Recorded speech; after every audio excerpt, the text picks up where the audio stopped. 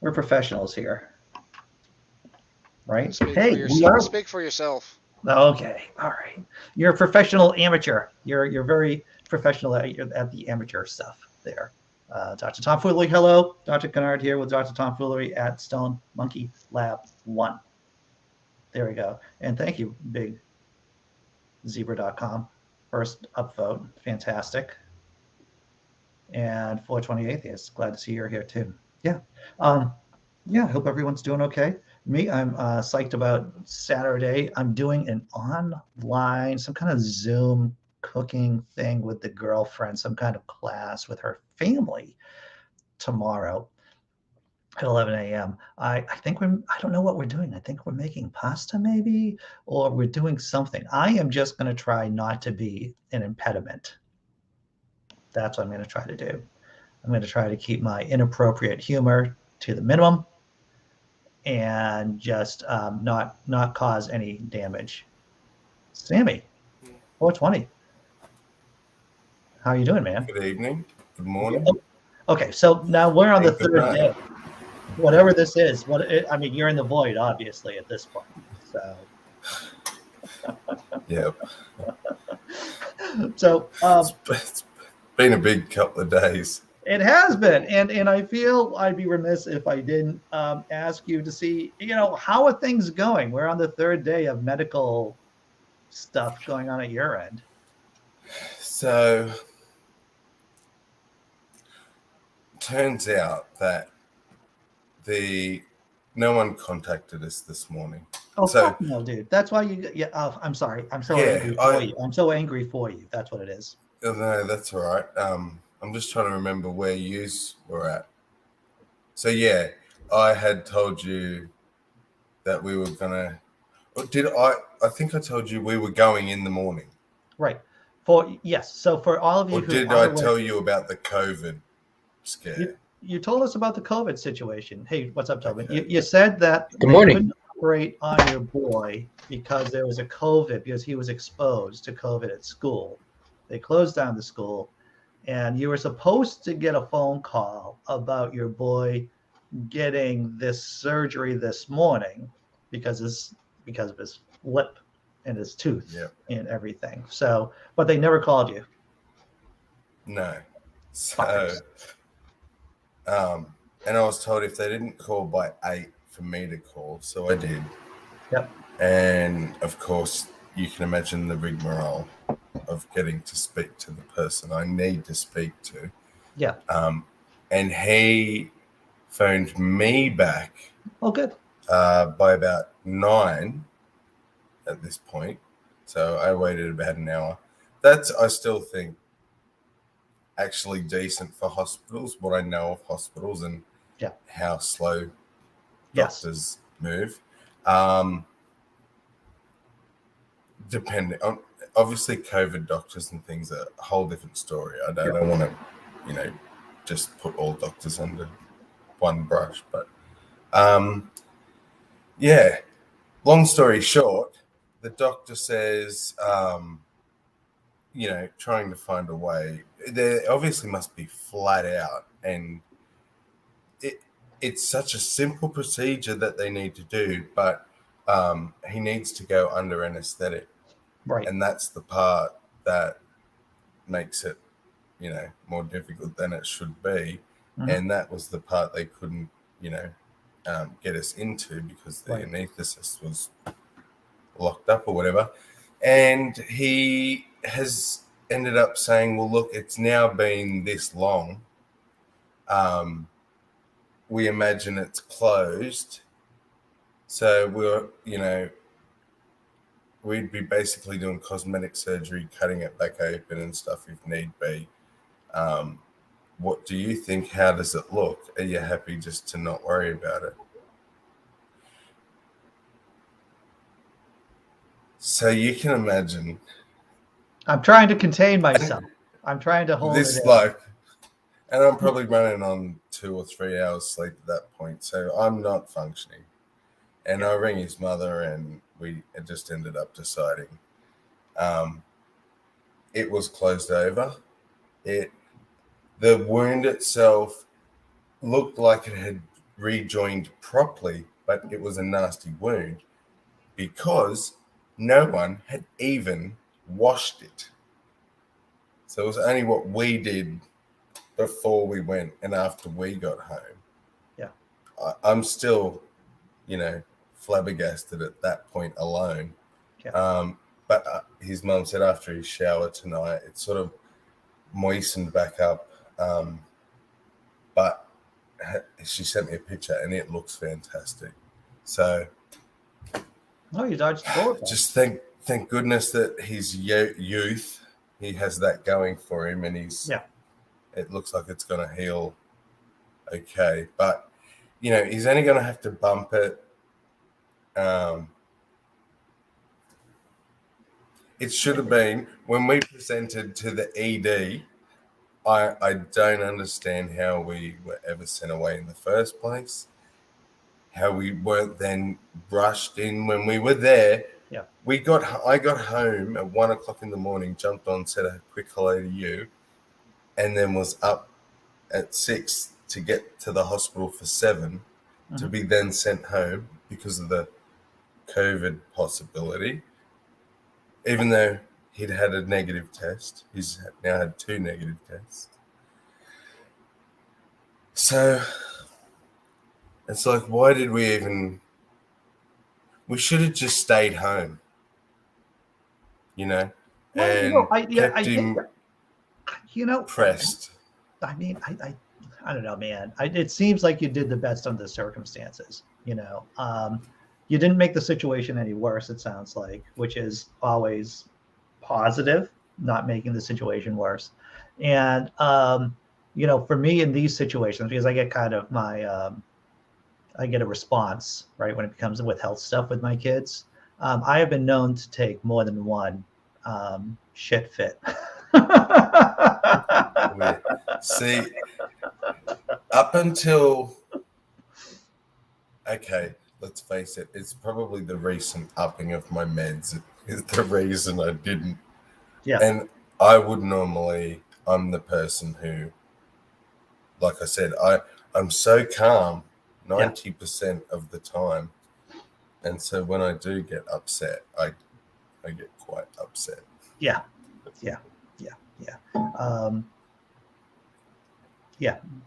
There's, with the health stuff, it's always been something that, because of my own, it's all my own stuff. It all just kind of triggers stuff for me. And that angry fear response can come out pretty strong. Of course, that's what makes me such a good advocate for people to begin with, right? Is that I'm not, I'm willing to take off my shoe a la Nikita Khrushchev and start banging it on the fucking table. Yeah.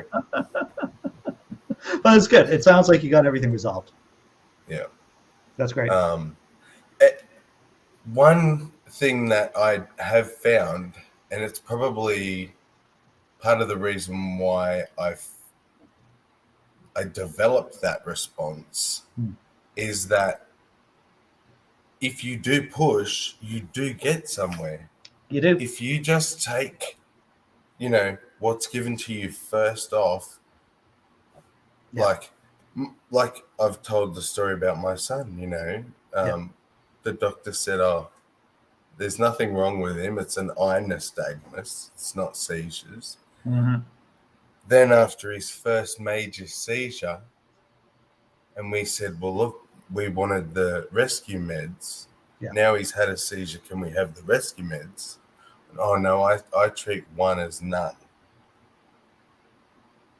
And I would ask if that's lots of children will have a childhood seizure and things. Yeah. It almost as if there should be like professional advocates, because there's a lot of people out there who don't have our experience or our knowledge base.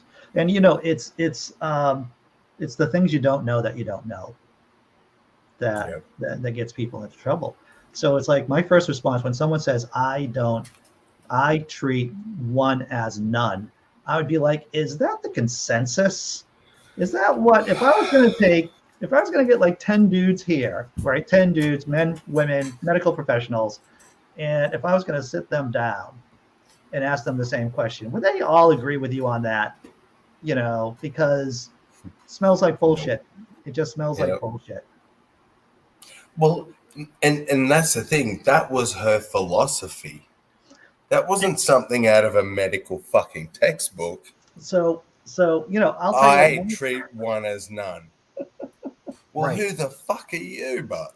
And I have to tell you, everyone, as skeptics, right, one of the most important things is just to be able to sniff out the baloney, using the Carl Sagan baloney detection kit and the bullshit. When you hear things like "it's my opinion" or "I believe," it's like that should be a yellow light to all of you when you're hearing that from anyone. It's like, so is this is this what medical consensus is? Is this the best That's the word practice? I want to hear.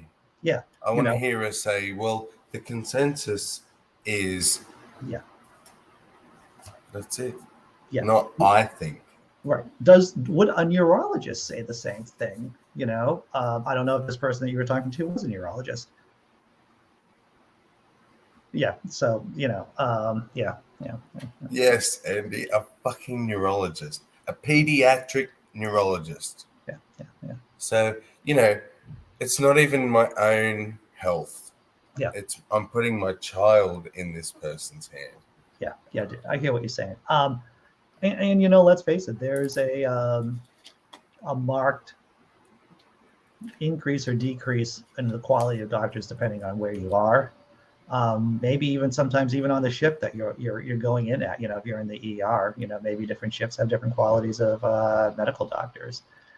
I know from my own personal experience when I was living outside the city that the medical treatment I got was where Mark and my kids got were far less quality than when I came up into town to work on stuff. And what time of day was it? What's that? And what time of day was it? Because I feel that has a large impact too. Well, if you go, once again, this isn't me saying this. This is, I think it was in Freakonomics that you always try to schedule medical appointments in the morning, right? Sorry. Yeah. Whether they're calling. Just wrote the exact same thing as I did in the chat. Oh, okay. We're singing. So yeah. In the morning, typically medical professionals are fresher, they're more aware, they're more awake. So if you do anything, and they're there, and they're there, right? You have like the A team, right? You have the A-listers there, more or less. So yeah, not the on call. Yeah, true enough. Is what and this, like, the hospital we go to is a major hospital. Yeah. A major hospital in Australia. It has next to the Sydney Children's Hospital. It's the biggest children's hospital in New South Wales. Yeah, and you still just get an on call if you're there at night. Yeah. It's bizarre.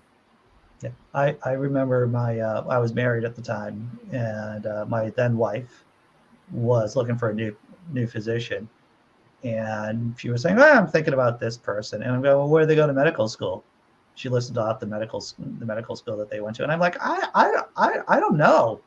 I don't know if I would feel comfortable going to someone who went to that medical school. I forget which one it was. It might have been in the Caribbean. I don't know. There's, people who can't get into medical school here in the States, sometimes they go to alternative medical schools, to get their education. So yeah, it was suspect for me. So yeah, and once again, if you don't know these things, it's difficult to advocate. Absolutely. And unfortunately, I am not intelligent enough to have learnt this stuff previously. I had to learn it by going through it all. Yeah.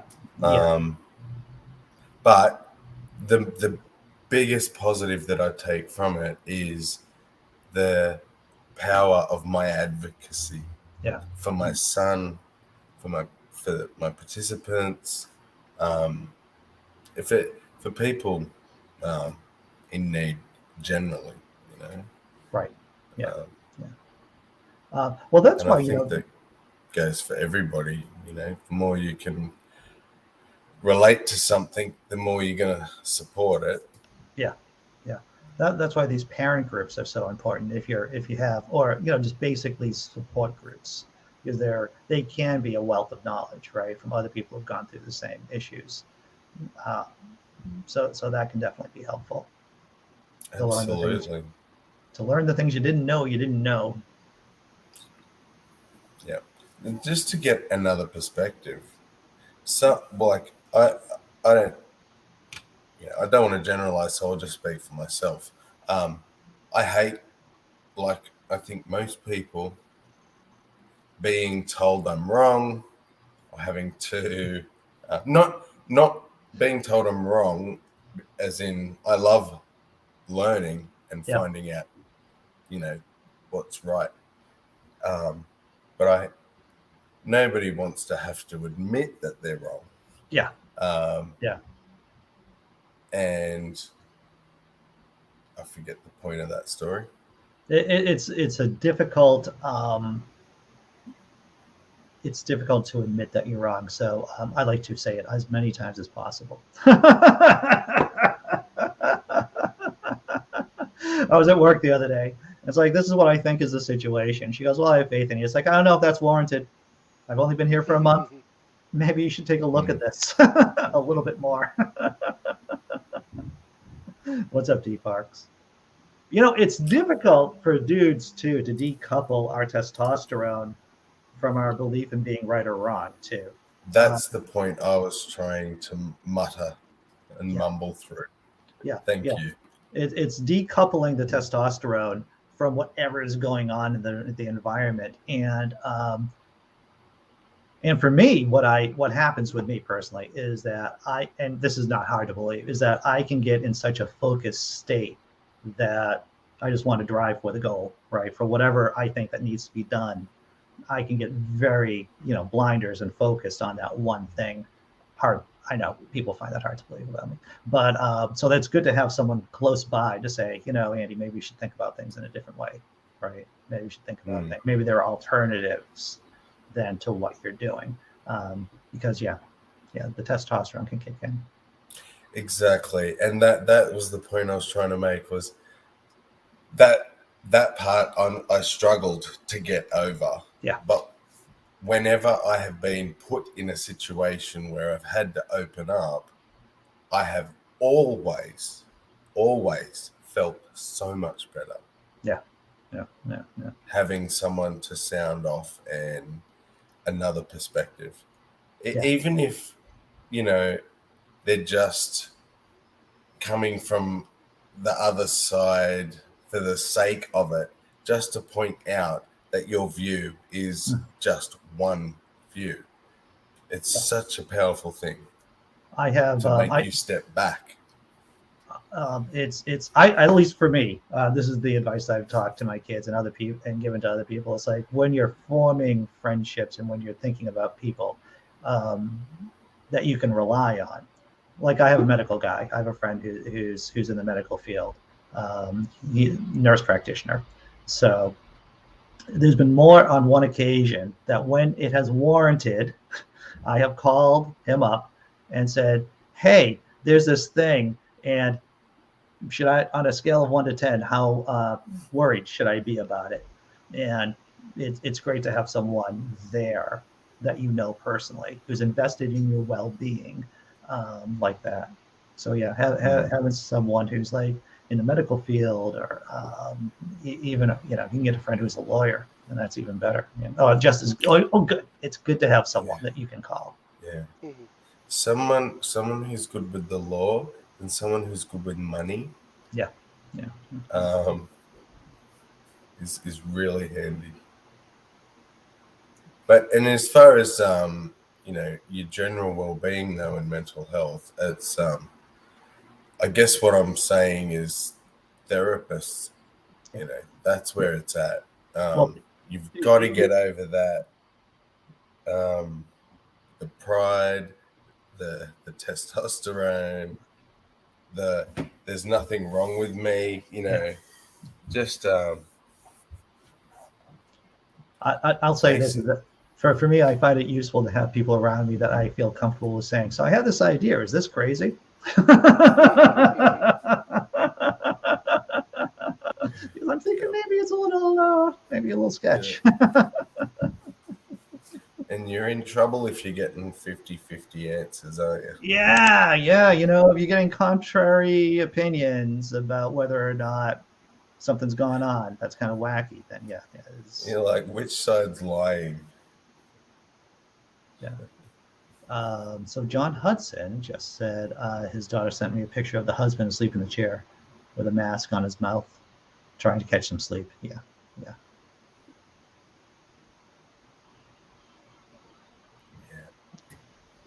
Big problem that I have with people at times is when I tell them something, they say, you're wrong, then they don't necessarily back up why they say I'm wrong. Yeah. And I sometimes will have to drill down, why do you think I'm wrong? And then they eventually give me their reason, and it's like, that has nothing to do with the situation entirely, so... Yeah. Well, I was, whenever I write something like a short story or when I was writing scripts, or even when I'm doing a joke, when I'm writing out a bit for a joke, it's like I would show it to someone and then they would say, oh, it's funny. It's like, okay, or I like it, right? There would just be the basic blanket statement, I like it. It's like, well, what is that? And I would ask them specific questions. Well, did you laugh? All right. Did you laugh like inside? Did you laugh out loud? How, did you laugh a couple of times? Was it a big belly laugh? Big belly laugh, so I hear what you're saying, Dr. Tom. Yet a lot of people just, you have to pull the data, right? You have to try to get the data out of them. And it isn't because... Yeah, you have to figure out what their base assumptions are and whether it's even relevant to the situation. Yeah. So you're totally on point with that.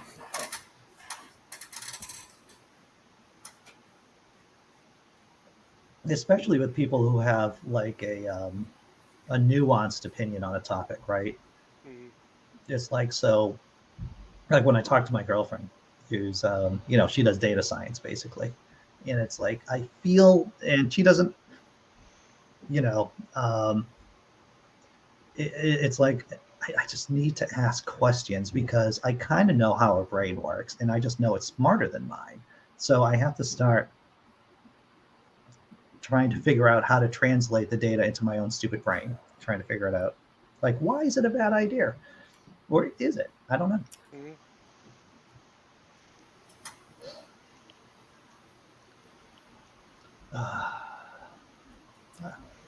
So D Parks was asking, how's everyone doing today? Overall, D Parks, I'm doing okay. Overall, I'd say. I woke up a little bit later than usual. I will say that I caught up on on the main secret project. I found out that I have like a bunch of stuff, on the secret project I have to do, but I feel like I have a grasp on it. And it's Halloween this week. Eyes. Dude, you had some Halloween of eyes. You had some of those catnip lollipops. That's what I think. That is weird. It is. Yeah. You know what I saw the other night? We just saw it last night. We saw the original Ghostbusters. I think it was 1983 maybe movie. And oh my fucking god, what a script! What performances! And just a few days ago, we had seen part of the more recent Ghostbusters, the all-female cast and everything. And I'm like, I don't care how much money they would have thrown at me. I don't think I would have tried to remake Ghostbusters because that was just lightning in a bottle, man. That was just the script was on point, the acting was on point, the directing, everything was just so perfect. And then I saw a couple new ones. Shit. Well, and it's, we were actually comparing two scenes. The girlfriend and I, we had seen the Ghostbusters office scene from the new one in comparison to the the Ghostbusters in the mayor's office in the old one. And what night and day. There's like 50 jokes punched into the old Ghostbusters movie in the mayoral office scene. There's real exposition being done too, and it's funny. And then you look at the new Ghostbusters, that same scene, and it's like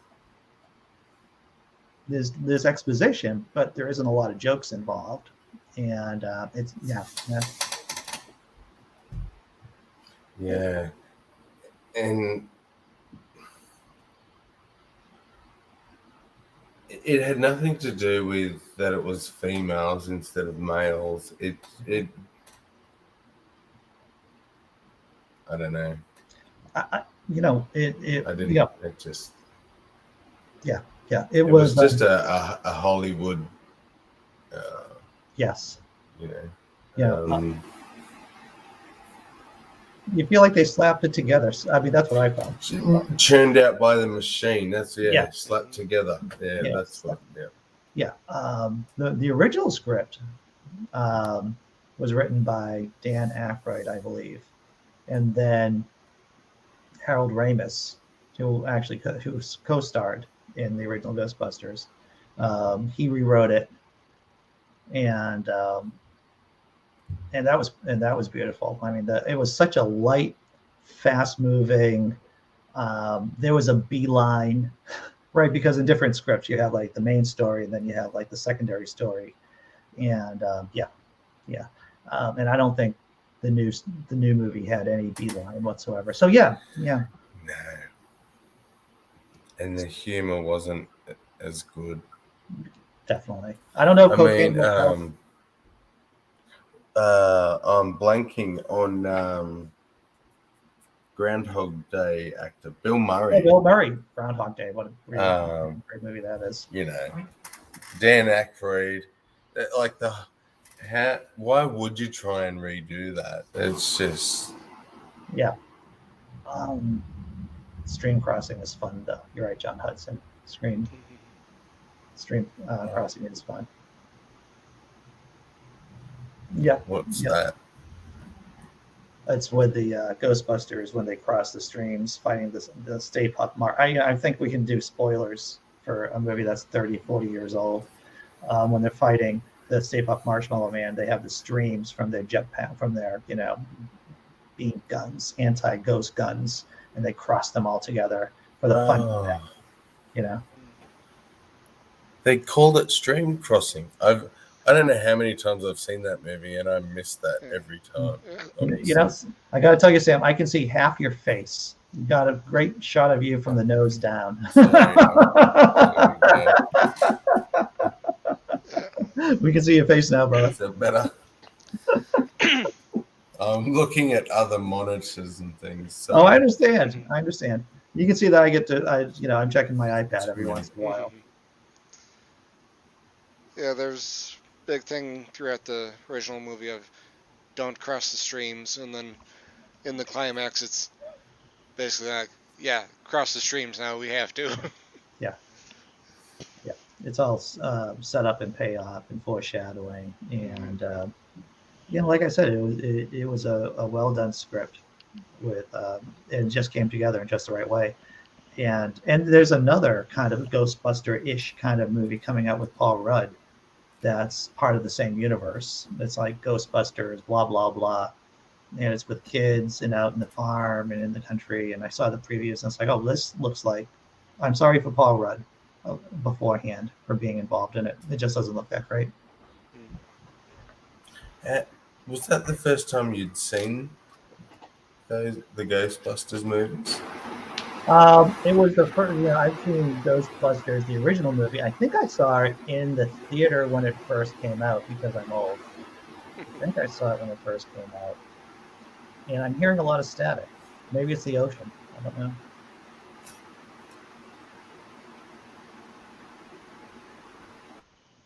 It's you, Sammy.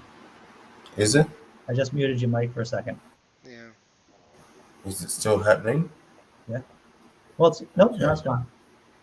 Kind of gone. It's lower. What do you think, Grant? I have to fight my tinnitus trying to hear stuff. Hang on. Yeah, Uh, it's there, but leave it's me. It was definitely gone. Yeah. I'll fix it. Okay. Um, I- Halloween is this Sunday. Does anyone have any movies go to Halloween movies that they see? I know that the girlfriend and I we're going to go to a movie theater that does require. It's a little independent movie theater down the street from us, um, and they require vaccination or testing. And we're going to see. I believe it's Hereditary, the Ari Aster movie, which I know I've rambled on about before, but we're going to see that in the movie theater tomorrow at like 6 p.m. or something like that. Maybe 1. I'm not sure. I recommend to anyone who hasn't seen it Stephen King's original It. Yeah, dude. Yeah. And the other one that scared me around that age and actually scarred me was Arachnophobia. Oh, If you haven't- Arachnophobia. Don't let your kids watch that shit. Yeah. Seriously. Yeah. I did not have a fear of spiders before that movie, and I have a full-blown phobia. Simply Yeah, seconded. my favorite movie for the season is Nightmare Before Christmas. Oh yeah. Yeah. I'm going to admit right here and right now, this is my confession, is that I've never seen Nightmare Before Christmas. Blasphemy. It is blasphemy, I'll tell you that. I don't think I've seen it either. I think I've only seen like little snippets. Yeah, but that that's a good question. Now, tell me this, Dr. Tom, is that a movie I should watch for Christmas or for Halloween, or both? In between the two. In between the two. All right. But it's thematically much closer to Halloween. Sure, I can see that. Yeah, maybe we'll catch that on Sunday. I don't know. Maybe, perhaps. I'm going to catch. I was listening to NPR yesterday, and they were talking about Halloween movies. And there was a movie that they mentioned that I hadn't seen or heard of. It's called The Lodge, and I think it was out just this past year. And I think that seems it's about cults and about cabins in the woods, and it keeps you guessing. So I want to catch The Lodge, I think, at some point.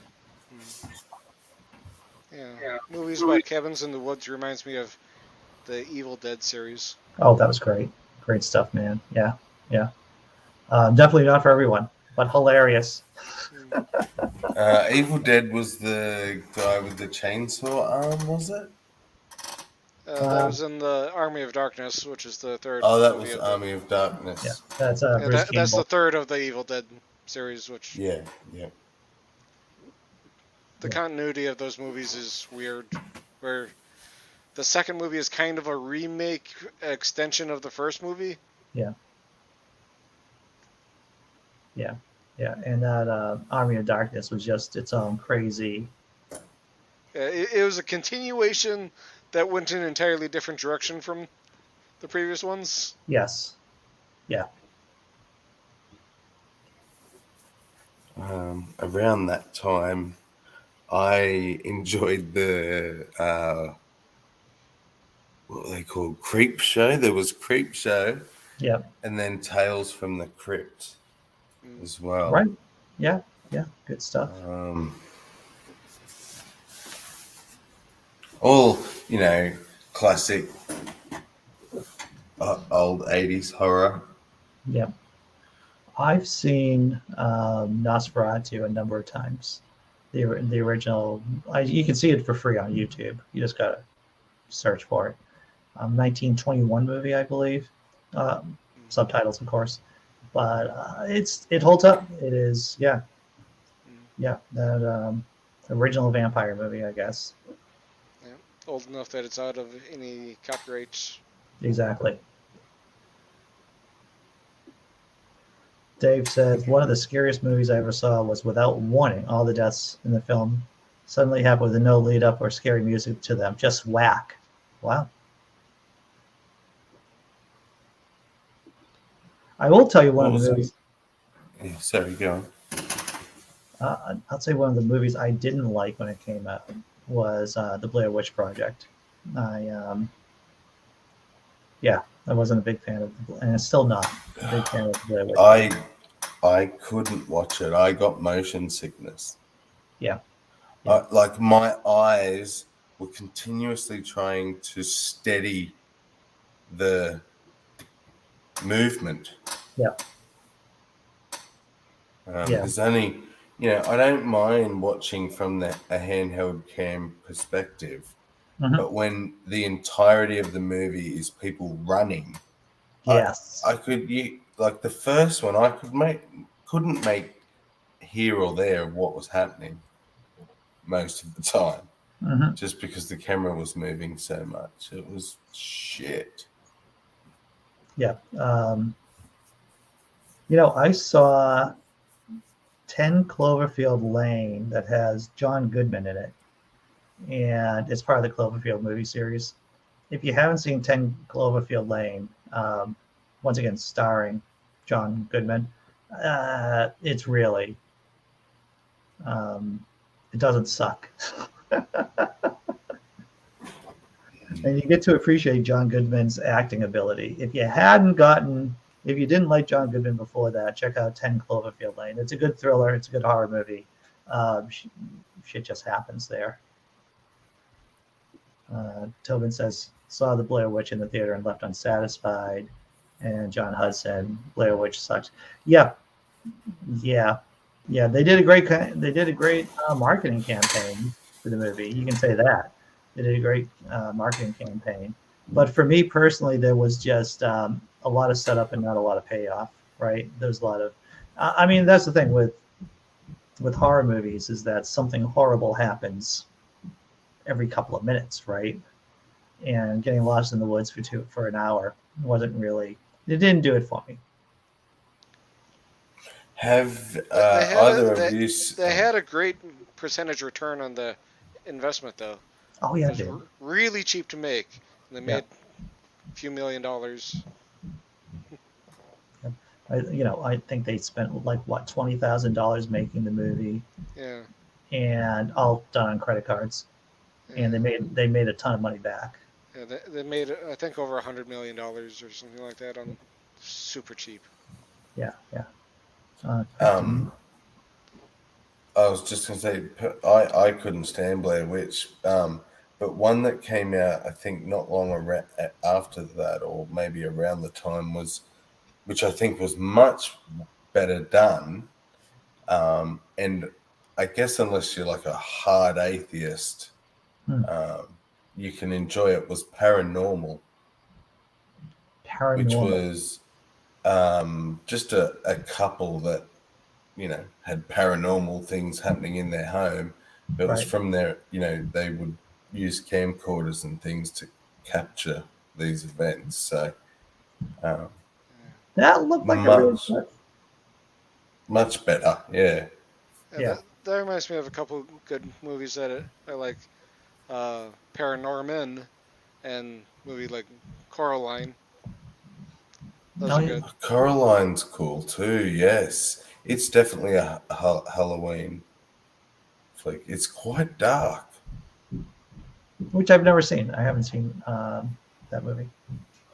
And it's one of those movies where there's so many layers to the scenery, to the story, that you can watch it 5 times and just keep getting more from it.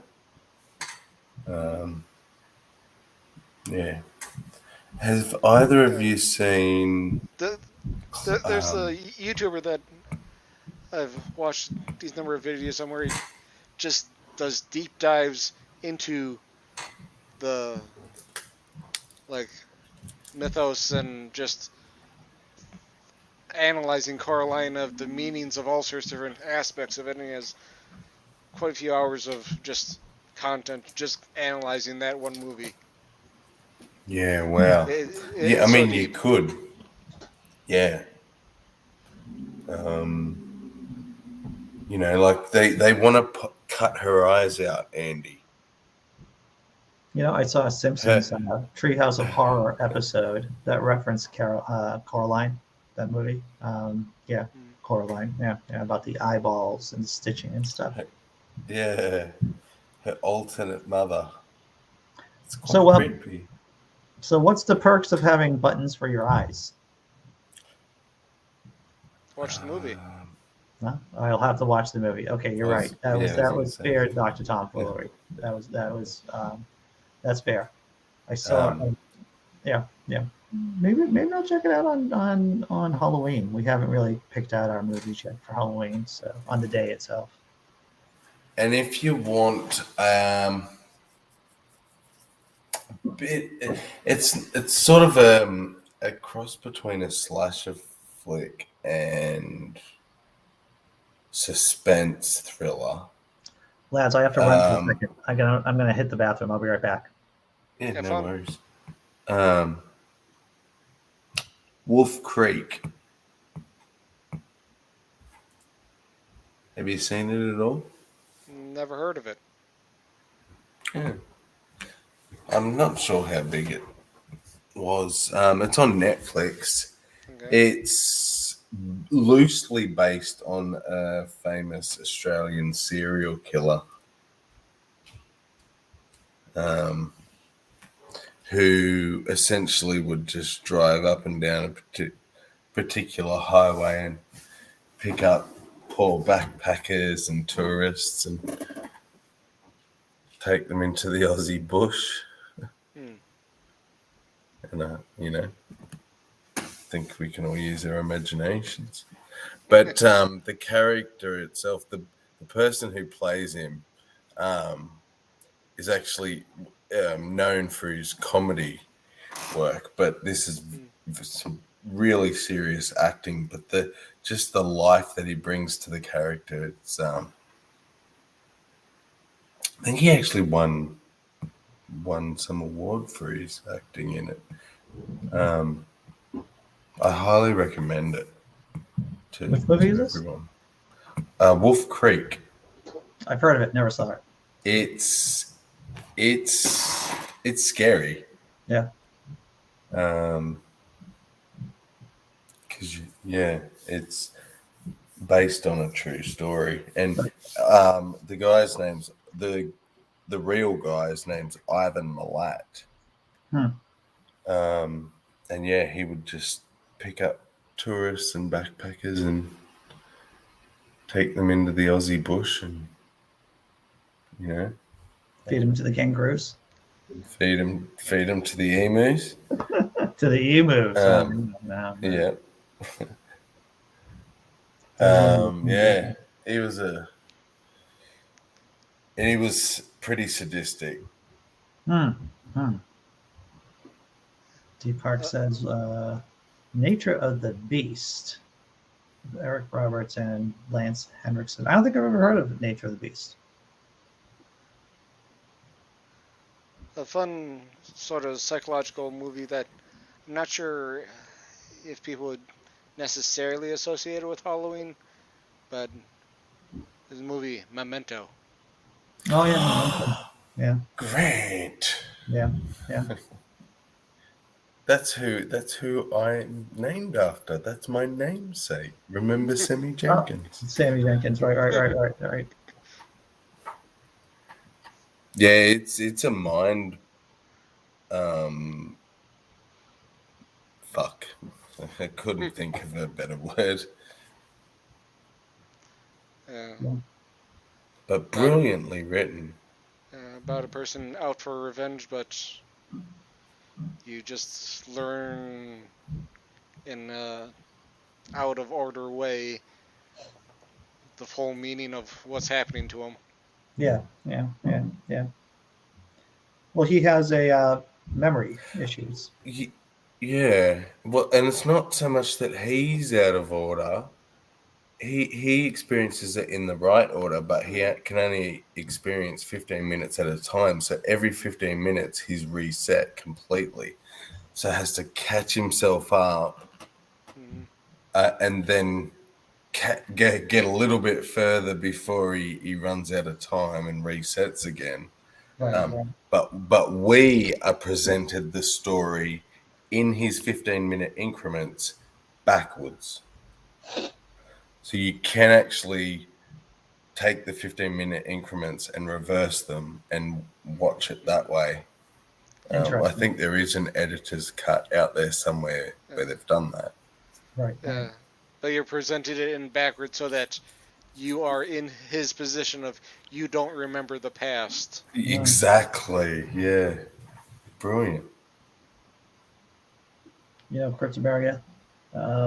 We just saw, the girlfriend had never seen American Werewolf in London, and so we sat down and watched it. I'd seen it a couple of times. The Slaughtered Lamb, that's the name of the pub, by the way. That's one of my, I don't know how I know that. I guess I've seen the movie a couple of times. That's how I know it. But yeah, The Slaughtered Lamb.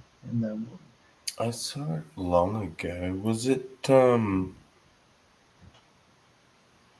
to think who the actor was. Oh yeah, well yeah, I don't know who it was either. But the special effects in that I'm movie. trying to remember if I enjoyed it or not. I can't. I mustn't have if I don't remember it that well. Yeah, it was a horror movie. There were definitely elements of comedy in it too. But the transformation scene was very high tech at the time. The person turning into the werewolf. It was, like I said, groundbreaking. Maybe groundbreaking. Yeah. Wow, that was 81. That was a long time ago, dude. But it still holds up. I wasn't born. I think it was. Wow, I feel old. John Landis. Oh no, that was the director. Sorry. Oh, okay, sure. Yeah, I was about to say you had to have been born in 81 because, and then I realized I did the quick math in my head. It's like, oh yeah, you weren't born.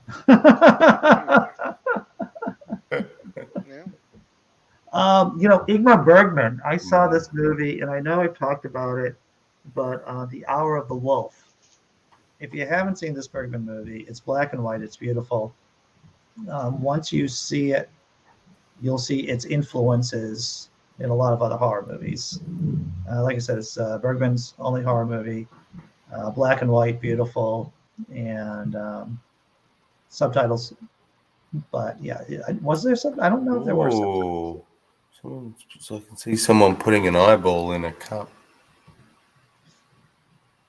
What, for Hour of the Wolf?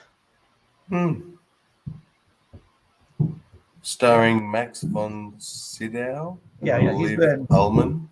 Yeah, man. It's Max von Sydow. Yeah. Done in 1968. Beautiful black and white. It's trippy.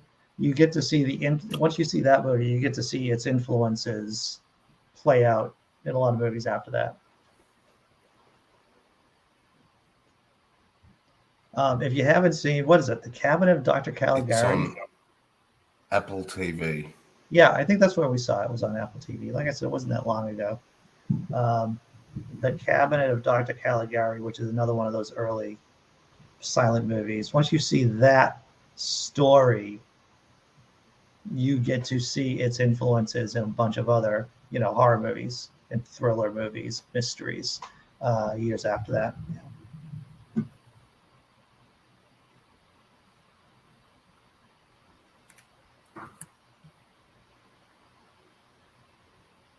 Interesting. Yeah. To check some of these out. Cryptomaria says The Mask of the Red Death. I remember reading that was a Poe story. That was a Edgar Allan Poe story. I read the story. I know that. I haven't seen the movie.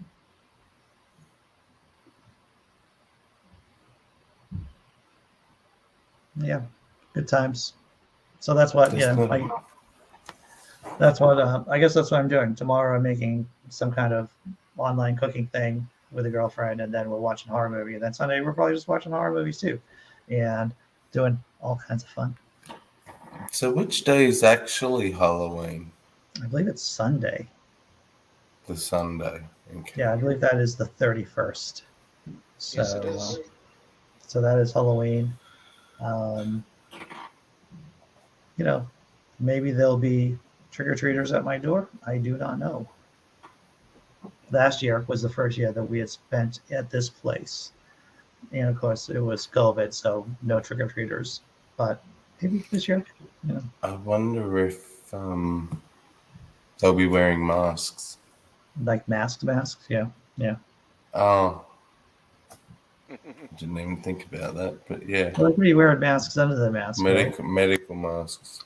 I, What do you still have mask mandates and stuff? Or well, in some places they're a lot more serious than in other places. Like for an example, due to the job that I'm working at now, I'm in medical facilities and colleges. So, um, like when I'm over at a med school, everyone has masks on, right? But I walk into a regular, like at Boston College, there's no mask mandate there. The only people that are wearing it, and me, when I walk in, and a few students. So it varies widely from where you are. In theory, of course, the CDC still recommends people wearing masks, but I, at least where I am, a lot of people, it is down to the businesses enforcing it, and so these people, and it's interesting because because if you have been trying to get into a restaurant here in the States, it's been difficult because there's been so many people, just not wanting to work in that industry. And, waitresses here, waiters here, wait staff here, they get paid under minimum wage and then they get tips. And I know that's different in other countries where, waiters and wait staff, they're considered to be normal jobs where they get normal wages, right? It isn't highly fluctuating. So, yeah, the basic cost structure, or how wait staff get paid is directly related to why no one wants to work at those jobs. They have to deal with assholes, basically, who won't wear masks. And if you ask someone to wear a mask, and if they don't want to, they probably won't tip you. And if they don't tip you, that means you're making only $3 an hour without tips, right? And that's just, yeah. The only restaurant that I stop in at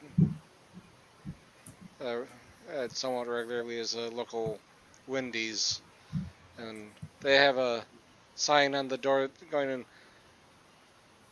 Masks are strongly recommended, but I see very few people actually walk in with masks these days. Yeah.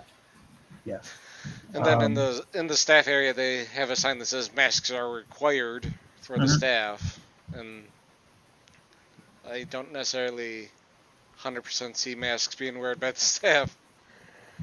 I was at a Dunkin' Donuts the other day. There's this big guy who wasn't wearing a mask. And my first response was to say, so I'm just curious, does your GED prevent you from getting COVID?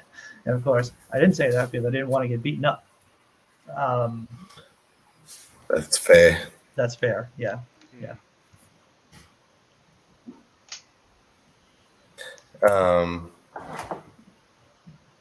There we go. Idiocracy. So I just posted. I thought Idiocracy was a documentary. Well, it is. Tomorrow, which will be your tonight. My tomorrow. It's been a long week. And it'll be interesting. Anyone who wants to come and watch me probably overexpose myself because I don't realize what I'm saying till I've said it. I'm basically giving my deconversion testimony Oh, cool. giving my atheist testimony, or deconversion story, a chat, shooting the shit, or as Math Pig says, having the crack. Right. And it's So Gonna that's go and get on the crack. that's 6:30 Eastern time for I the believe United that. States. Yeah. Okay, sorry. He told me UK time, and I managed to work out when that is for me. But everyone else, you're on your own. You're on your own. Um, That's right. but that's the channel. He's a legend. Really, um, kind and helpful guy. If you're setting up a new channel or you got techie kind of issues, he'll spend hours with you the first Yeah. time he meets you. He's that kind of guy. So go over and sub and he's been. So I was his first patron, Oh, and nice, he's dude. been waiting. He's been waiting 2 years for me to give him this interview. Oh, wow. And yeah, I actually about a year or a bit more ago, Neil invited me on, and I had to say no because I'd promised Math Pig. Yeah. So I'm finally getting around to it. Okay. That's fantastic. Yeah. I think the one time Math Pig and I were on a stream together, it wasn't on his channel, it was on someone else's channel.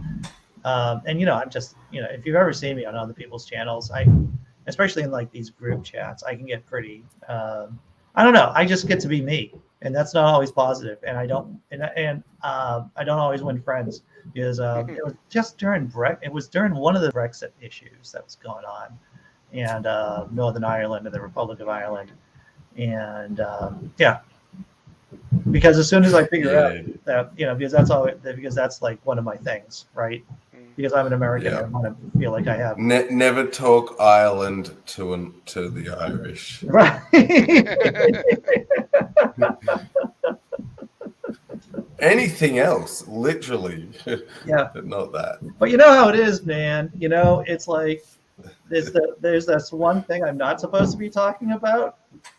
Yeah, and that's the thing I want to talk about. That's the thing. That's the thing. Yeah. So this is going to be a live show that you're doing, Sammy. This isn't recorded. Yes. This is live. Huh? No, all right. Yeah.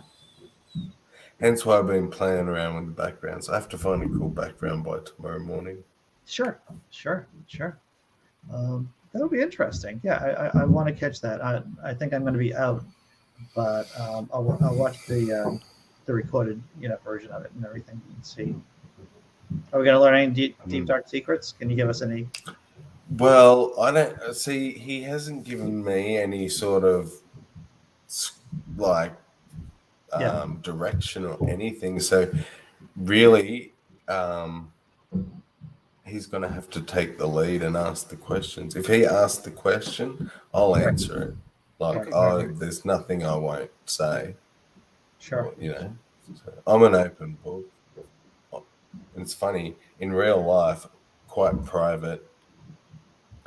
Most people don't know who I actually really am. Right. But online, where I'm actually exposed to a wider audience, I'm for some reason much more open.